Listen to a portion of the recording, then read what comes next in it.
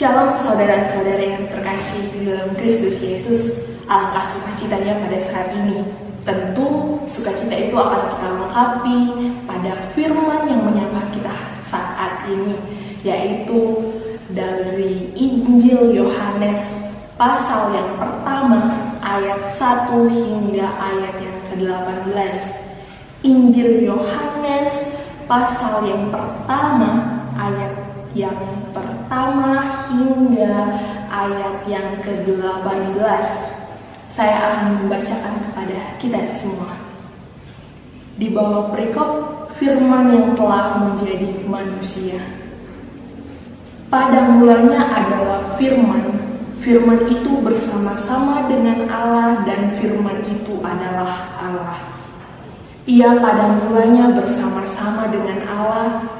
Segala sesuatu dijadikan oleh Dia, dan tanpa Dia tidak ada satupun yang telah terjadi dari segala yang telah dijadikan.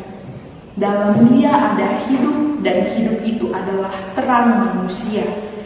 Terang itu bercahaya di dalam kegelapan, dan kegelapan itu tidak menguasainya.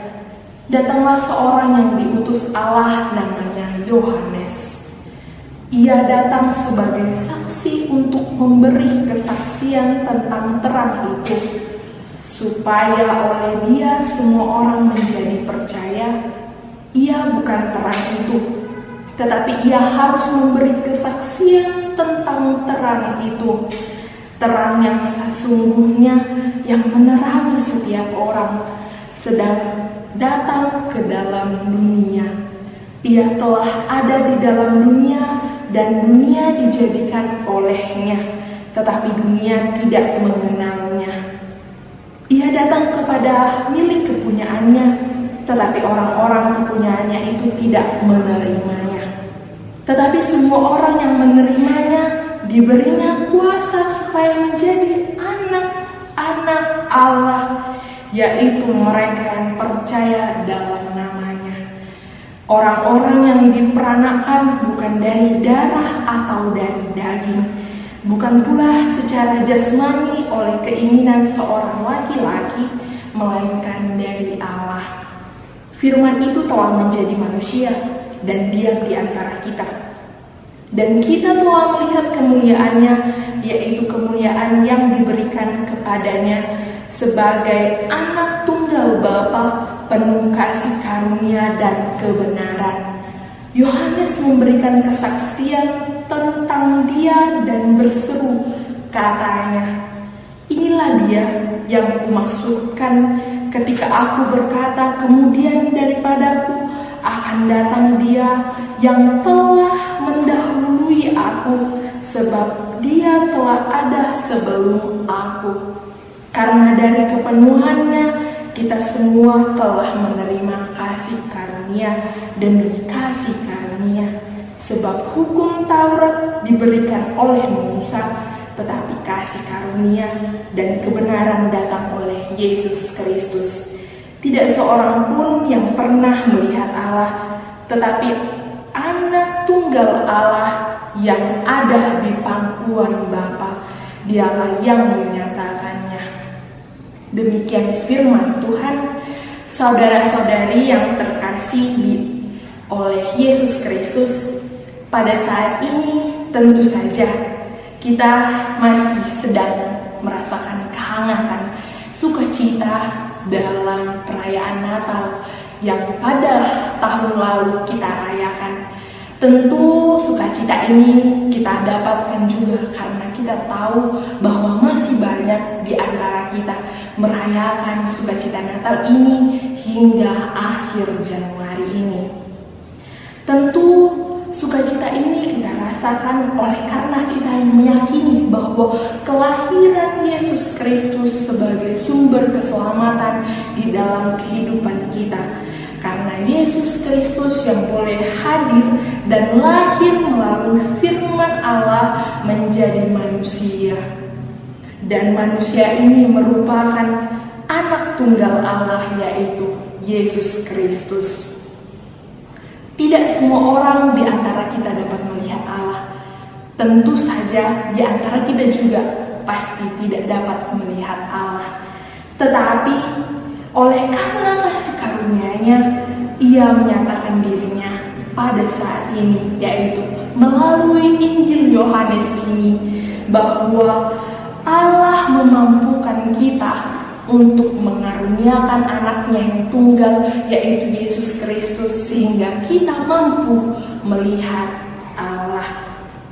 Tentu saja saudara-saudari yang terkasih oleh Yesus Kristus, kasih merupakan sebagian yang terpenting di dalam kehidupan kita. Dan saudara-saudari, jika ditanya bagaimana cara kita mengasihi sesama, bagaimana saya dapat menjadi lebih baik dari hari yang sebelumnya, dan bagaimana kasih yang telah saya berikan itu dapat semakin tulus setiap harinya, dapat semakin baik setiap harinya dirasakan oleh setiap orang. Dan tentu saja pasti ini menjadi pergumulan bagi kita semua, bahwa kasih yang bagaimana harus tidak menuntut balasan dari sesama yang telah kita berikan kasih tersebut. Inilah yang menjadi titik berat pergumulan dalam hidup kita sebagai orang percaya. Tentu saja saudara-saudari, demi mendapatkan kasih, banyak orang yang berbondong-bondong membeli harga yang semahal-semahalnya, barang-barang yang mahal, hanya untuk mengutarakan bagaimana kasih itu kepada orang yang dicintai, orang yang dikasihi. Dan pada saat ini juga kita dapat melihat dalam kehidupan realita nyata kita.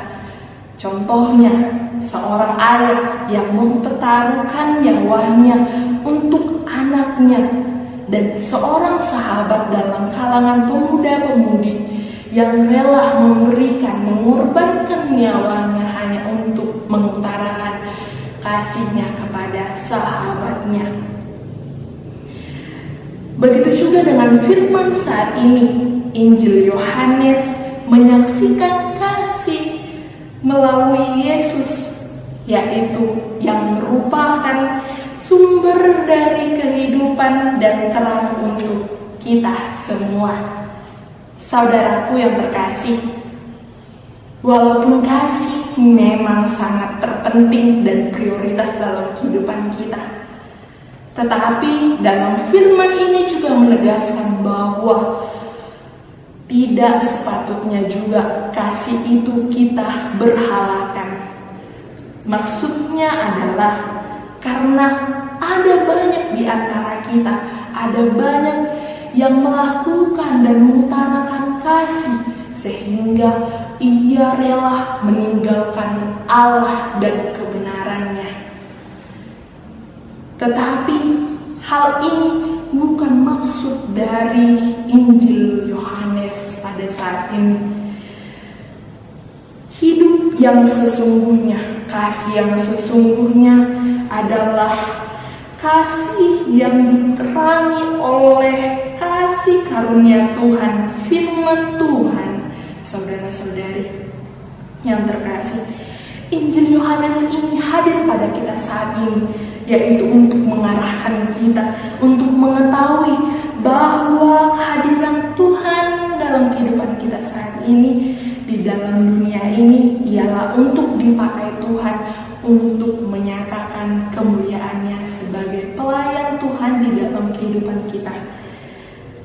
Dan saudara-saudara yang terkasih, saat ini telah 4 hari kita jalani tahun 2020 ini. Tentu masih ada 357 hari lagi yang akan kita tempuh untuk menjalani realita kehidupan kita. Tetapi akan ada banyak harapan, akan ada banyak goncangan, kegagalan, dan banyak lagi pergumulan yang kita rasakan. Tetapi kita diingatkan kembali lagi kasih dan anugerah oleh Tuhan Yesus Kristus yang tentunya menguatkan dan memberikan kita motivasi untuk dapat bangkit lagi dalam setiap apapun pergumulan kita yang ada di dalam kehidupan kita saat ini. Tentu kita telah menjalani tahun yang lalu, banyak harapan, banyak kegagalan, banyak rencana-rencana yang belum terlaksanakan. Percayalah bahwa kehidupan kita akan dibaharui, dan firman saat ini juga menjanjikan kepada kita, asalkan kita percaya dan meyakini bahwa hidup kita diterangi oleh firman Tuhan dan oleh kasih karunia Tuhan Yesus Kristus. Tentu, apa sebenarnya maksud dari semuanya ini? Firman ini menyadarkan kita, mari kita sebagai orang yang terlebih dahulu dikasihi oleh Kristus Yesus, mari kita menjalankan kasih, mari kita sebagai orang yang dikasihi Tuhan sebagai saluran kasih kepada saudara-saudari kita, kepada lingkungan kita.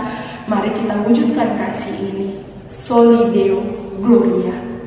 Semoga kita mampu menyatakan segala aspek dalam kehidupan kita 1 tahun ini dengan serius, sebagaimana Yohanes yang diutus Tuhan untuk mewujudkan kasih, untuk membawa kualitas hidup manusia ke arah yang lebih baik dalam mewujudkan kasih karunia itu menjadi nyata. Tuhan memampukan dan Tuhan memberkati kita. Amin.